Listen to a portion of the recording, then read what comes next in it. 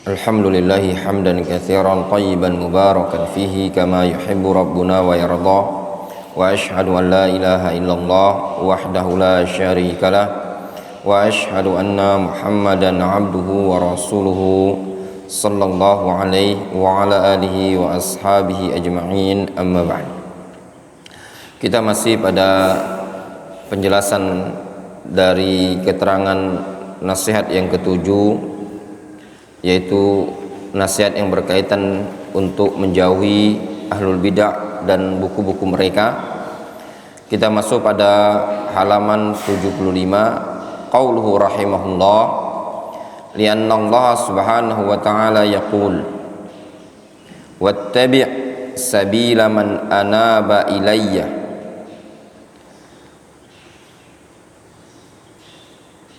Qauluhu rahimahullah, pernyataan Syekh Muqbil rahimahullah,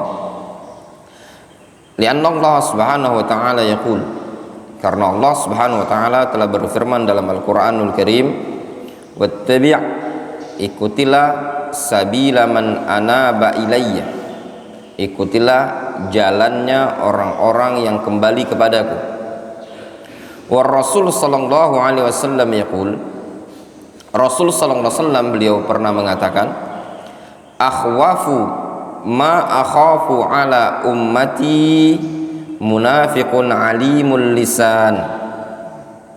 Perkara yang paling aku khawatirkan terhadap umatku ini adalah seorang munafik yang pandai bersilat lidah. Qala al-Hafidz Ibnu Katsir fi tafsirihi li hadhil ayah. Al-Imam Ibnu Katsir rahimahullah ta'ala menyebutkan dalam tafsirnya tentang ayat ini, wattabi' sabila man anaba ilayya, ikutilah jalannya orang-orang yang mau kembali kepadaku. Qal ya'nil mu'minin, kata Ibnu Katsir, yaitu jalannya kaum mukminin. Jelas? Al-Imam Ibnu Katsir rahimahullah ta'ala ketika menafsirkan ayat wattabi' sabila man anaba ilayya, maknanya wattabi' sabilal mu'minin, ikutilah jalannya orang-orang yang mau kembali kepadaku, kata Allah azza wa jalla. Jalan siapa orang yang kembali kepada Allah azza wa jalla? Yaitu kaum mukminin. Wa fi tafsiril Qurtubi, disebutkan dalam tafsir Al-Qurtubi rahimahullah ta'ala. Al-Imam Al-Qurtubi berasal dari wilayah mana? Khalifah. Al-Imam Al-Qurtubi, Qurtubi ini nisbat ke wilayah mana? Abu Zain. Qurtubi nisbat ke wilayah mana?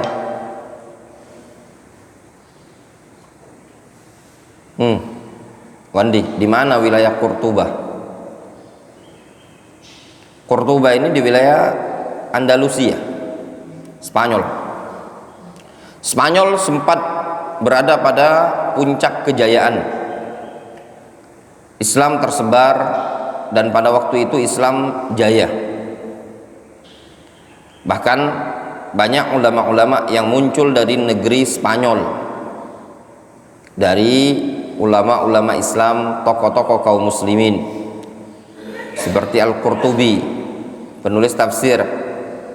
Juga ada Al-Qurtubi lain, penulis syarah Sahih Muslim. Juga Ibnu Hazm, juga Ibnu Rushd, dan banyak para ulama yang lain, baik dari kalangan ahlu tafsir, ahli fikih, dan yang semisalnya, dari ulama-ulama yang berasal dari wilayah Spanyol, Andalusia. Ringkas sejarah sebab runtuhnya Islam di sana, ada seorang Nasrani yang dia berupaya untuk mengalahkan kaum muslimin.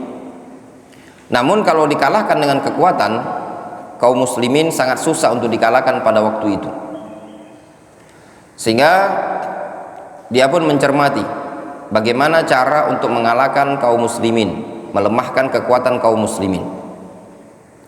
Setelah dilihatnya, muncul suatu ide, yaitu untuk melemahkan kaum muslimin dengan melalui hiburan, sehingga mulai tersebarlah pada waktu itu wanita-wanita yang berjoget biduan, ya, dan yang semisalnya lah, layaknya kita di zaman sekarang ini tadi. Hiburan lebih didahulukan oleh masyarakat dibandingkan pendidikan, sampai pada masanya kaum muslimin diserang, dibantai, ya, yang dikenal dengan perang salib dan yang semisalnya, sehingga kaum muslimin terkalahkan.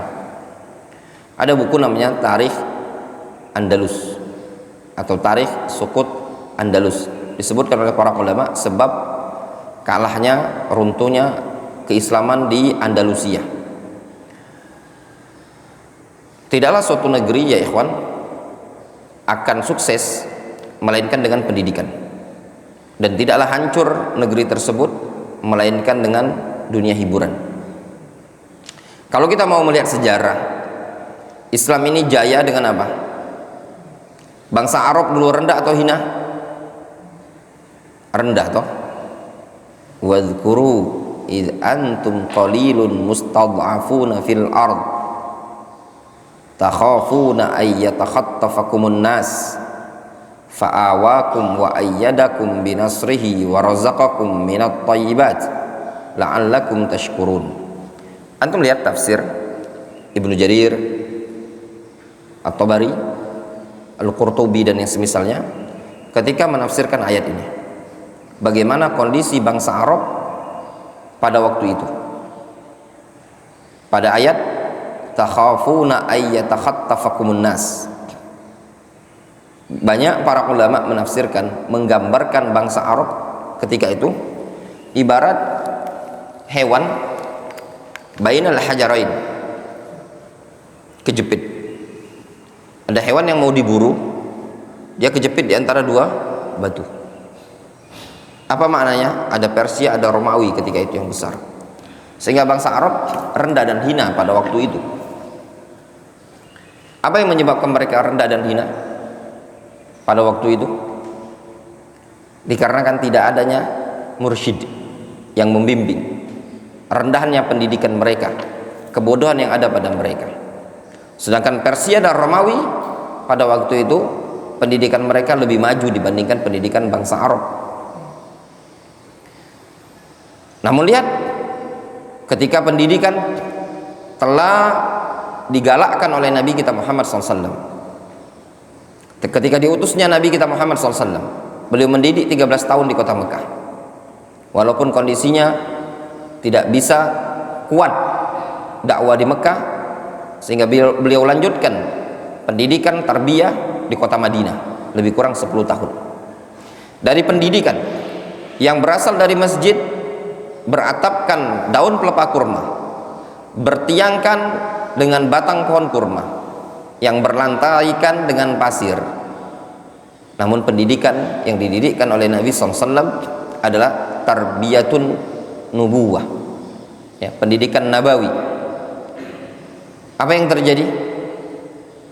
Islam jaya, munculnya kekuatan-kekuatan kaum muslimin, tersebarnya Islam.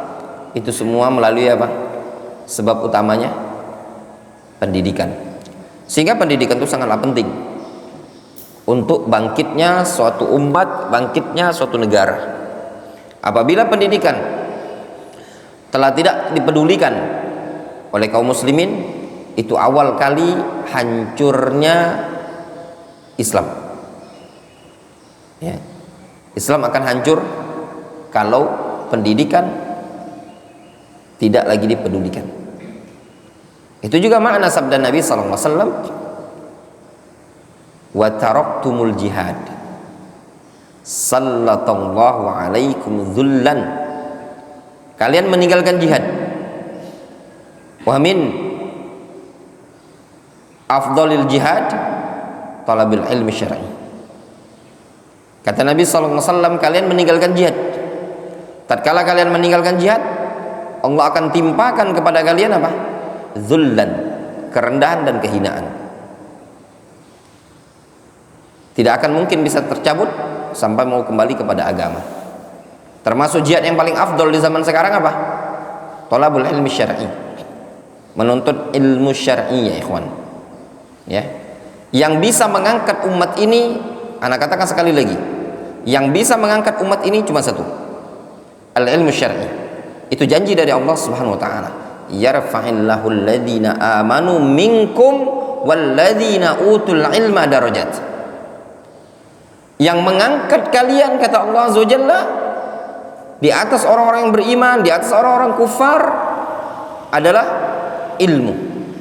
Tatkala kaum muslimin sudah perhatian, sudah memfokuskan diri mereka, tidak menyepelekan ilmu syar'i, yakinlah Allah Subhanahu wa taala akan mengangkat umat tersebut. Tapi kalau kaum muslimin tidak peduli dengan ilmu syar'i, maka kerendahan dan kehinaan yang akan mereka dapatkan. Sangat penting ilmu syar'i tersebut. Kalau umat ini ingin sukses, umat ini akan berhasil adalah bil ilmi syar'i, dengan ilmu syar'i ya ikhwan. Dan bahkan ketika hari kiamat yang bermanfaat adalah ilmu syar'i. Antum lihat ketika umat berhadapan dengan Dajjal, ketika Dajjal mendatangi seorang pemuda, membelah pemuda tersebut, apa jawab pemuda tersebut? Anta Dajjal alladzi haddatsana Rasulullah sallallahu alaihi wasallam. Engkau adalah Dajjal yang telah disampaikan oleh Rasulullah SAW kepada kami. Bagaimana pemuda tersebut bisa membentengi itu Dajjal, bisa menjaga dirinya dari fitnah Dajjal? Kata para ulama, ilmu syar'i. Dia tahu itu Dajjal dengan apa? Dengan ilmu. Dia mengatakan haddatsana Rasulullah SAW, Rasul yang menyampaikan kepada kami, anta kadzab, engkau adalah Dajjal pendusta. Masa-masa fitnah yang besar, banyak orang-orang terseret di fitnah tersebut, orang-orang yang cendekiawan, profesor, dakatiro, pemerintah juga, seluruh pejabat diseret oleh fitnah tersebut. Fitnah besar sekali. Yang selamat apa? Talibul ilmi syar'i, orang yang mencari ilmu syar'i. Ini sangat penting ya ikhwan, ilmu syar'i tersebut. Kalau Allah Subhanahu wa taala, kalau antum menginginkan Allah Subhanahu wa taala mengangkat diri antum, cuma satu kuncinya. Utlubu al-ilm asy-syar'i. Carilah ilmu syar'i, tuntutlah ilmu syar'i. Allah Subhanahu wa taala berfirman dalam Al-Qur'anul Karim, sebagaimana yang sering disampaikan oleh Syekhuna Abdurrahman Al-Adani rahimahullah ta'ala, beliau mengatakan ar-rif'ah, ketinggian itu bisa dicari dengan iman dan ilmu syar'i.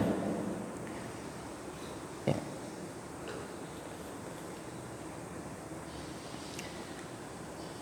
Wa fi tafsir al-Qurtubi, Al-Imam Al-Qurtubi menyebutkan dalam tafsirnya, wasiyatun li jami'il alam ka'annal ma'mur al-insan. Ini adalah wasiat untuk seluruh alam semesta. Seakan-akan yang diperintahkan dalam ayat ini adalah manusia saja. Wattabi' sabila man anaba ilayya. Itu kan kadang kayaknya yang diperintahkan cuma manusia. Wa anaba ma'nahu mala wa raja'a ila syai'. Anaba maknanya condong kembali kepada sesuatu.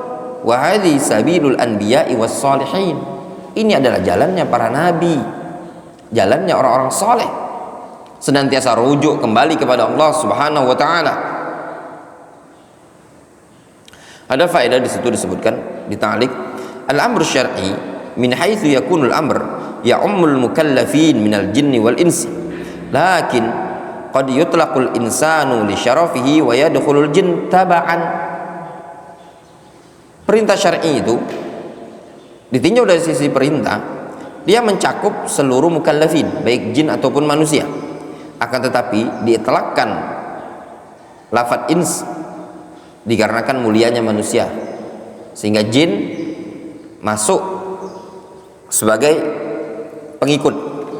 Kama yutlaqul mu'minun wa yadkhul al mu'minat, sebagaimana sering dalam Al-Qur'an dietelakkan lafadz mu'minun dan masuk juga maknanya mukminat. Diitlaqkan lafaz rajul, masuk juga an-nisa, seperti itu. Jelas? Sehingga sabila man anaba ilayya ay sabilul anbiya'i was salihin, sabilul mu'minin. Wa fi tafsir Sa'di wa humul mu'minuna billahi wa malaikatihi wa kutubihi wa rusulihi al-mustaslimuna li rabbihim al-munibuna ilaihi wattiba'u sabiluhum atau wattiba'u sabilihim ayyasluka maslakahum fil inaba ilallah allati hiya in jizabi dawa'il qalbi wa iradatihi ilallah thumma yatba'uha sa'yul badan fima yurdillaha wa yuqarribu minhu.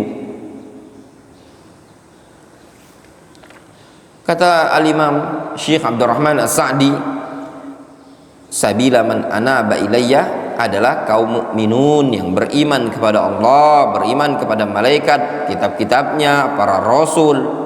Mereka adalah orang-orang yang pasrah terhadap Allah, mau kembali merujuk kepada Allah, sehingga makna mengikuti jalan-jalan mereka adalah menempuh jalan yang telah mereka tempuh dalam bab inabah kepada Allah Azza wa Jalla. Inabah itu adalah allati hiya injizabi dawa'ilil qalbi wa iradati ila Allah. Inabah itu adalah menarik, ya, injizab itu menarik atau tarikan, dawa'il qalb, ya, menarik pendorong hati dan iradah kepada Allah Azza wa Jalla. Itu makna inabah, menarik, tertariknya hati menuju Allah Subhanahu wa taala.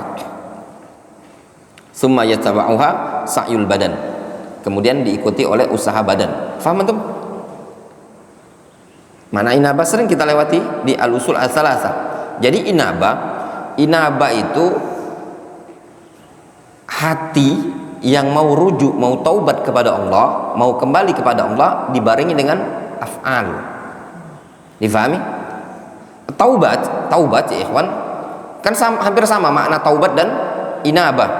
Kalau taubat semata-mata seseorang meninggalkan perbuatan tersebut, dia meninggalkannya sudah dikatakan taubat, ya, dia tidak mau melakukannya. Namun inabah dia lebih tinggi lagi, dia taubat plus ada sa'yul badan, ada upaya, ada usaha untuk dia mendekatkan diri kepada Allah Subhanahu wa taala pada perkara-perkara yang Allah ridhoi dan dekat kepada Allah Azza wa Jalla. Jelas? Faham antum makna inabah wa taubah? Min babil mudzakarah wal muraja'ah, wandi? Faham? Ya. Taubat itu semata-mata tarik, meninggalkan perbuatan maksiat begini dan begini, ditinggalkan sama dia, itu namanya taubah. Namun tatkala dia taubat, dibarengi dia mendekatkan diri kepada Allah Subhanahu wa taala, memperbanyak ibadah kepada Allah Subhanahu wa taala, itu namanya apa? Inabah. Wa haula alladzina hum ahlul bid'ah wa ulama usu laisu mimman anaba ila Allah wattasafu bi sifatil muttabi'in li sabilil munibina ila Allah. Mereka yaitu ahlul bid'ah, ulama-ulama su, mereka bukan digolongkan orang yang kembali kepada Allah. Mereka adalah orang-orang yang bersifat dengan sifatnya muttabi'in li sabilil munibina ila Allah. Mereka bukan juga orang yang bersifat dengan sifatnya al-muttabi'in li sabilil munibina ila Allah. Jelas? Itu ahlul bidah. Mereka bukan orang yang kembali kepada Allah, juga bukan orang-orang yang bersifat dengan sifatnya muttabi'in li sabilil munibina ila Allah. Fama adaqqa, lihat, fama adaqqa istidlala syekhina rahimahullah bihadil ayat. Alangkah jelinya sisi pendalilan syekhuna rahimahullah dengan ayat ini. Farahimahullah wa ghafaralah wa rafa'a darajatahu min alimin jahbid. Semoga Allah merahmati beliau, mendoakan beliau, mengangkat derajatnya. yang berasal dari seorang alim yang dihafidz. Dan ikhwan, sering sekali kita mendapati keterangan dari Syekh Adil, beliau mendoakan guru beliau ya, Syekh Muqbil Ibnu Hadi Al-Wadi' rahimahullahu taala. Wastidlaluhu bil hadis wadih. Pendalilan Syekh Muqbil dengan hadis jelas sekali. Rasul mengatakan, akhwafu ma akhafu alaikum min ummati munafiq alimi lisan. Itu jelas sekali. Wa huwa annahu khafa ala ummatihi al munafiq alimil lisan atau al munafiqah alimal lisan. Beliau mengkhawatirkan kepada umatnya ini tadi seorang munafik yang pandai berselat lidah. Ini juga ya ikhwan, yang perlu kita pelajari ya, bagi para dai, para ustadz, para talibul ilmi. Selain dia belajar ilmu syar'i, dia juga perlu belajar ilmu-ilmu lain dalam bab at-tabligh, dalam bab iblagh, sehingga apa yang difahami tadi bisa mudah tersampaikan. Lihat Nabiullah Musa alaihissalam mengakui keistimewaan Harun alaihissalam. Apa kata Musa alaihissalam? Huwa afsahu minni lisanan. Dia lebih fasih dibandingkan aku lisannya. Ya. Nah, ini sesuatu yang sangat penting juga bagi seorang talibul ilmi. Ketika berdakwah perlu dia melatih, belajar bagaimana cara menyampaikan, mengemas bahasa, membuat orang itu terpesona, tertarik dengan apa yang dia sampaikan dan mudah difahami, mudah dicerna. Itu semua butuh latihan, butuh belajar. Kalau seandainya memang perlu latihan berorasi, latihan berorasi. Kalau memang perlu belajar retorika, belajar retorika, belajar ya. Sehingga seorang yang sudah ada pada bab profesi ya ikhwan, profesi tertentu sebagai seorang dai, sebagai seorang ustadz, harus meningkatkan kualitas ya. Pelajari, gali ilmu. Makanya sering Anda nasihatkan kepada teman-teman ya, yang sudah kadung digelari ustadz. Mau dia ustadz dalam bab kitab Durus Lughah, mau dia ustadz dalam bab ilmu tajwid, mau dia ustadz sigor, akibar apalagi ya. Intinya yang sudah melakop dapat lakop ustadz. Mau dia ada namanya ustadz idil, ustadz fikih lah, ustadz wande, ustadz siapa salah. Tolong antum tingkatkan kualitas dirinya antum ya, tingkatkan. Kalau antum sudah punya ilmu syar'i, antum latih cara ngomongnya antum ya, supaya enak, supaya orang bisa memahami. Belajar retorika, belajar khutbah, belajar khitabah, itu perlu dipelajari semua. Kadang sebagian orang terlalu zuhud, udah tahu dia diustadkan tapi malas belajar, udah ilmu syar'i kosong, cara ngomong juga belepotan. Yang paling penting juga ya ikhwan, tolong belajar bahasa Arab ya. Yang jadi ustad, saya bukan ustad ceramah ustad, saya ustad tajwid. Dah ada berapa banyak di Palembang ini yang ustad-ustad awalnya cuma tajwid, lama-lama ngisi kajian ya, ya pada dokter fikih banyak ikhwan-ikhwan awalnya cuma tajwid, lama-lama ngisi kajian. Iya benar. Dulunya cuma belajar durus lughah, lama-lama khutbah, lama-lama banyak. Sekarang saja bahkan sebagian orang yang dulu belajar di sisi kita, pernah duduk di majelis kita, belajar bahkan baca kitabnya belepotan. Bahkan sebagian orang tuh kalau mau ngisi kajian tuh nanya dulu ke kita. Kalau dia ada pertanyaan tuh tanya sama kita. Karena sekarang aksesnya luar biasa. Ngisi di sana, khutbah di sana, begini dan begini. Orang tidak tahu, generasi bawah tuh tidak tahu kemampuan. Tapi mudah-mudahan sudah sempurna, sudah belajar. Tapi kalau tidak belajar, tidak meningkatkan ilmu, nanti menyesatkan umat. Akhirnya muncul fatwa-fatwa nyeleneh, kalam-kalam nyeleneh, dan yang semisalnya. Sebabnya apa? Kata Al-Imam Ibnu Qayyim, ya, Al-Imam Ibnu Taimiyah rahimahullah taala menyebutkan apa? Sebab kesesatan itu ada dua. Yang pertama al-jahlu, yang kedua ittiba'ul hawa. Sehingga nasihat kami kepada ikhwan-ikhwan para penuntut ilmu untuk memperdalam ilmu syar'i. Kata beliau, wa hadzal hadits dzakarahu syekhuna rahimahullah fil jami' as-sahih mimma laysa fi sahihain fi kitabil ilm wa bawwaba alaihi. Ini hadis disebutkan oleh Syekhuna Muqbil, kata beliau, dalam kitab Jami' as-Sahih 5 jilid, 5 atau 6 jilid ya, ada di rumah itu, sehingga 6. Dalam kitabul ilm wa bawwaba alaihi, beliau buat bab at-tahdzir min munafiqi al-ulama, peringatan dari ulama-ulama munafiqin. Wa dzakara hadits Imran ibn Husain qala hadzarana Rasulullah sallallahu alaihi wasallam kullu munafiqin alimil lisan. Dari Imran bin Husain, beliau mengatakan Rasulullah sallallahu alaihi wasallam memperingatkan kami dari setiap munafik yang pandai berbicara. Orang itu kadang batil, ilmu tak ada, tapi karena pandai bicara maka dia lebih menonjol. Wa dzakara hadzal hadits min hadits Umar walakinnahu taraja'a anil haditsain. Akan tetapi Syekh Muqbil rujuk dari dua hadis ini, wa auradahuma fi ahadits mu'alla zahiruha as-sihah.